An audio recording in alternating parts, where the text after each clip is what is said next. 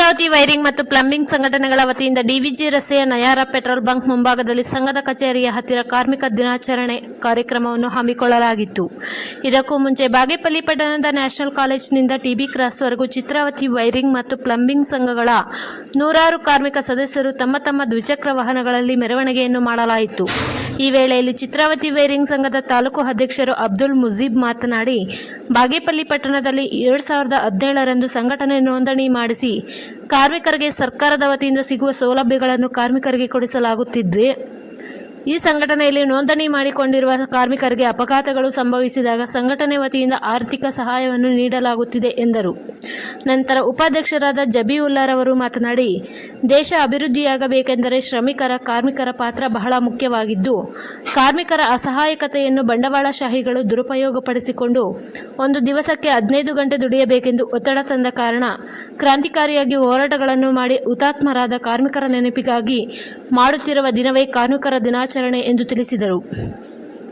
ಈ ಕಾರ್ಯಕ್ರಮದಲ್ಲಿ ಚಿತ್ರಾವತಿ ವೈರಿಂಗ್ ಮತ್ತು ಪ್ಲಂಬಿಂಗ್ ಸಂಘಟನೆ ವತಿಯಿಂದ ಕಾರ್ಮಿಕ ದಿನಾಚರಣೆಯ ಪ್ರಯುಕ್ತ ಬಡವರಿಗೆ ಅನ್ನದಾನ ಕಾರ್ಯಕ್ರಮವನ್ನು ಹಮ್ಮಿಕೊಳ್ಳಲಾಗಿತ್ತು. ಈ ಸಂದರ್ಭದಲ್ಲಿ ತಾಲೂಕು ಅಧ್ಯಕ್ಷರು ಅಬ್ದುಲ್ ಮುಜೀಬ್, ಚಾಂದ್ ಬಾಷಾ, ಗೌರವ ಅಧ್ಯಕ್ಷರು ಸಿ ವೆಂಕಟೇಶ್, ಪ್ರಧಾನ ಕಾರ್ಯದರ್ಶಿ ನವೀನ್ ಕುಮಾರ್, ಉಪಾಧ್ಯಕ್ಷರು ಜಬೀವುಲ್ಲಾ, ಹಿನಾಯತುಲ್ಲಾ ಖಾನ್, ಖಜಾಂಚಿ ಕದೀರ್, ಸಂಚಾಲಕರು ವಸಂತ, ಜಂಟಿ ಕಾರ್ಯದರ್ಶಿ ಗಂಗಾಧರ್, ಜಿಲ್ಲಾ ಮುಖಂಡರು ನಟರಾಜ, ಅಲ್ತಾಫ್ ಬಾಷಾ ಮತ್ತಿತರರು ಹಾಜರಿದ್ದರು. ವರದಿ ಬಾಬಾಜಾನ್, ಬಾಗೇಪಲ್ಲಿ.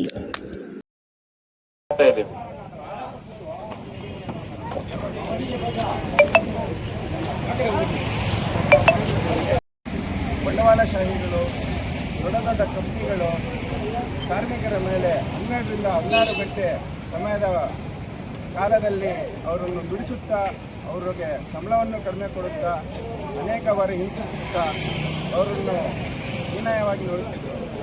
ಆಗಿನ ಕಾಲದಲ್ಲಿ ನಡೆದಂಥ ಚಳವಳಿಗಳಿಂದ ಅವರು ಹುತಾತ್ಮರಾಗಿ ನಮ್ಮನ್ನು ಈ ಸ್ವತಂತ್ರವನ್ನು ತಂದುಕೊಟ್ಟಿದ್ದಾರೆ.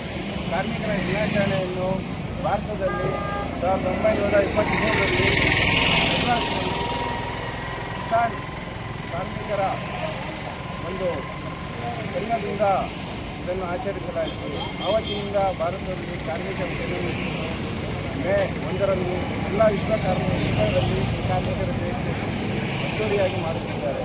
ನಮ್ಮ ಸಂಘದಿಂದ ಹಲವಾರು ಬಾರಿ ಇದನ್ನು ಮಾಡುತ್ತಿದ್ದು ಇನ್ನೂ ಅನೇಕರು ಮುಂದಿನ ದಿನಗಳಲ್ಲೂ ಸಹ ನಾವು ಇದೇ ರೀತಿ ಆಚರಿಸಿಕೊಂಡು ಹೋಗುತ್ತೀವಿ ಅಂತ ಹೇಳುತ್ತಾ ಧನ್ಯವಾದಗಳು.